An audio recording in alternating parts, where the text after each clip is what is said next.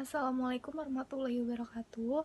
Perkenalkan, nama saya Diva Rizky Salsabila. Saya sebagai perwakilan kelompok skizofrenia dengan nama anggota kelompoknya Alda Septi Abdul Hashim, Putri Mutiara Iskandar, Riani, Sekar Ayu Maharani, Silvana Lestari Irwansyah, Sulastri, Adela Aisyah, Ajeng Nita Aryani, Diva Rizky, dan Faisal Auladi. Di sini kami akan membahas beberapa materi. Yang pertama ada klasifikasi atau golongan obat. Yang kedua ada mekanisme kerja dan efek farmakodinamik. Yang ketiga ada prevalensi. Yang keempat ada patofisiologi. Kelima etiologi. Keenam simptom. Ketujuh terapi farmakologi. Dan yang kedelapan adalah terapi non-farmakologi. Oke, yang pertama ada klasifikasi. Skizofrenia adalah sekelompok gangguan psikotik dengan distorsi khas proses pikir. Kadang-kadang mempunyai perasaan bahwa dirinya sedang dikendalikan oleh kekuatan dari luar dirinya, waham yang kadang-kadang aneh, gangguan persepsi, efek abnormal yang terpadu dengan situasi nyata atau sebenarnya, dan autisme. Skizofrenia merupakan gangguan psikotik yang paling sering. Hampir 1% penduduk di dunia menderita skizofrenia selama hidup mereka. Gejala skizofrenia biasanya muncul pada usia remaja, akhir, atau dewasa muda. Golongan obat yang pertama ada skizofrenia paranoid, skizofrenia hebefrenik, skizofrenia katatonik, skizofrenia tak terinci, depresi pasca skizofrenia, skizofrenia residual, skizofrenia simplex, skizofrenia yang tak tergolongkan. Kerja dan efek farmakodinamik. Obat antipsikotik sering digunakan untuk pengobatan skizofrenia. Antipsikotik berperan mengendalikan gejala skizofrenia akut atau untuk mencegah kekambuhan pada fase maintenance. Antipsikotik digolongkan menjadi dua jenis berdasarkan mekanismenya, yaitu golongan pertama dan golongan kedua. Obat antipsikotik ini bekerja dengan cara menginterferensi transmisi dopaminergik pada otak dengan menghambat reseptor dopamin D2 yang dapat meningkatkan efek ekstrapiramidal, yaitu kondisi di mana penderita melakukan gerakan-gerakan tanpa disadari atau sulit dikontrol. Yang pertama, antipsikotik golongan pertama atau disebut juga antipsikotik tipikal bekerja sebagai antagonis reseptor dopamin di otak, terutama pada sistem nigrostriatal, mesolimbokortikal, dan tuberoinfundibular. Skizofrenia disebabkan hiperaktivitas dopaminergik pada area tertentu di otak serta ketidaknormalan reseptor dopamin. Apabila dopamin berikatan dengan reseptor dopamin D2, akan menimbulkan gejala positif skizofrenia. Gejala itu berupa halusinasi dan delusi. Oleh sebab itu, obat ini berfungsi sebagai antagonis reseptor dopamin untuk mencegah dopamin berikatan dengan reseptor dopamin D2. Antipsikotik golongan kedua atau disebut juga antipsikotik atipikal bekerja dengan cara berikatan pada reseptor serotonin dan dopamin. Mekanisme kerja di jalur dopamin mesolimbik dan nigrostriatal yang cenderung lemah, sehingga efek samping piramidal yang ditimbulkan lebih kecil daripada antipsikotik tipikal. Obat ini lebih cocok digunakan apabila gejala positif skizofrenia lebih kecil daripada gejala negatif skizofrenia. Oke, di sini ada gambar yang pertama, mekanisme obat antipsikotik golongan pertama. Di antipsikotik golongan pertama ini, dia akan menghambat reseptor dari D2 atau reseptor dopamin itu. Yang kedua ada mekanisme obat antipsikotik atipikal. Dia akan berikatan dengan serotonin dan dopamin D2. Oke, yang ketiga ada prevalensi. Skizofrenia terbagi menjadi 9 tipe, dan yang paling sering itu adalah skizofrenia paranoid. Menurut prevalensi, skizofrenia tertinggi di Indonesia itu pada tahun 2013 di Yogyakarta dan Aceh sebesar 2,7%. Banyak faktor yang berperan terhadap kejadian skizofrenia, antara lain seperti genetik, biologis, biokimia, psikososial, status sosial, ekonomi, stres, serta penyalahgunaan obat.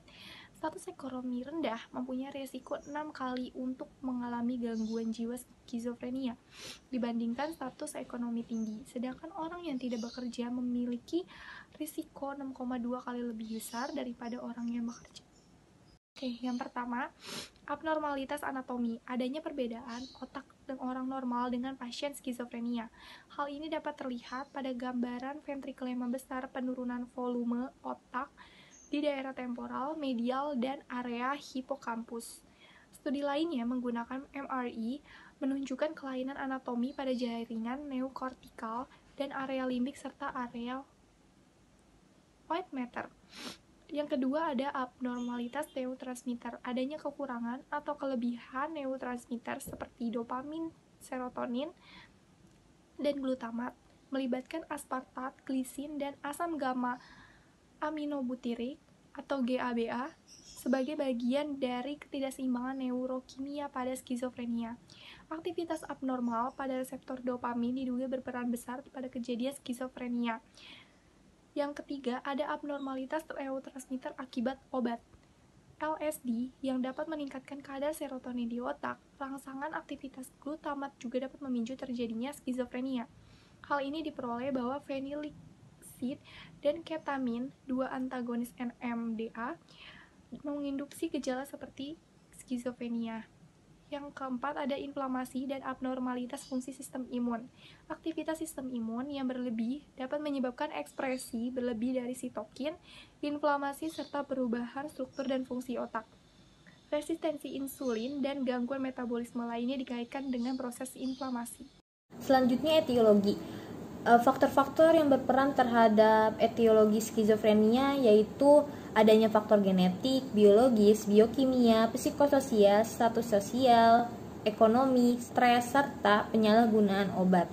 Selanjutnya simptom atau gejala-gejala umum yang dirasakan bagi penderita skizofrenia, yaitu yang pertama berpikir tidak jelas atau bingung, yang kedua sering berhalusinasi pendengaran, yang ketiga keterlibatan sosial berkurang dan ekspresi emosional, dan yang terakhir yaitu berkurangnya motivasi.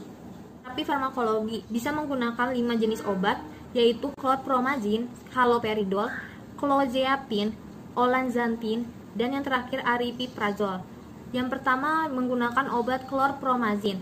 Obat chlorpromazine dapat digunakan untuk antiemetik, penggunaan prabedah, dan tidak boleh digunakan pada koma karena depresan SSP, depresi sumsum tulang, hindari pada pheochromocytoma, gangguan hati, dan ginjal berat. Efek samping yang dirasakan yaitu gejala ekstrapiramidal, tardif dyskinesia, hipotermia, kadang-kadang panas, mengantuk, apatis, pucat, mimpi buruk, insomnia, depresi, agitasi, perubahan pola EEG, kejang. Dosis yang dapat digunakan yaitu dosis awal 25 mg 3 kali sehari atau 75 mg malam hari yang disesuaikan dengan responnya.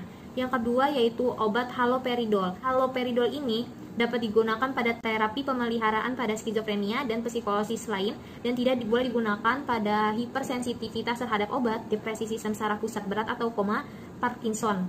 Efek samping dari obat ini yaitu kurang sedatif, gejala antimuskarinik, dan hipotensi ringan. Dosis yang digunakan dengan dosis awal 1,5 sampai 3 mg, 2 sampai 3 kali sehari atau 3 sampai 5 mg. Untuk anak-anak, dosis awal yang digunakan yaitu 25 sampai 50 mcg per kilogram BB per hari dalam 2 dosis terbagi, maksimal 10 mg, dan dewasa menggunakan dosis 500 mcg 2 kali sehari. Yang ketiga yaitu clozapine.